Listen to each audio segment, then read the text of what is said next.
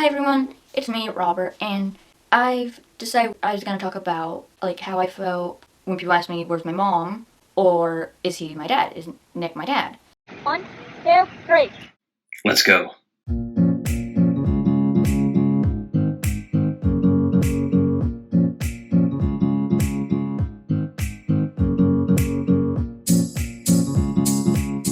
When people used to ask me, "Where's my mom?" because they saw my dad, but they didn't say my mom,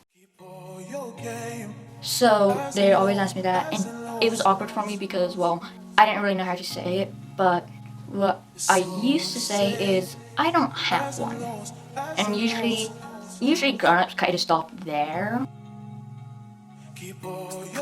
But kids, they didn't really have the social skills to understand that it's a subject that I didn't want to approach. And they're like, "What do you mean you don't have one? Of course you have a mom." And I'm like, "I don't." So it got real awkward.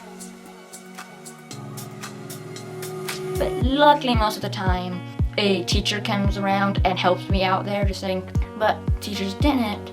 I had to just kind of explain that I was in foster care. And I still have that trouble, but now it's easier for me to just say, I was adopted, so I don't have a mom.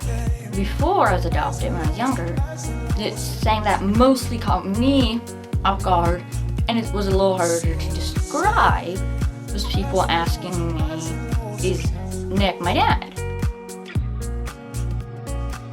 And now I just say yes, but back then I really couldn't. So what I did was I kind of said, "He's kind of my dad," but kids, of course, again, usually don't have good social skills, so they still ask me. They're like, "What do you mean?" So usually I had to go in and say, "I am in foster care.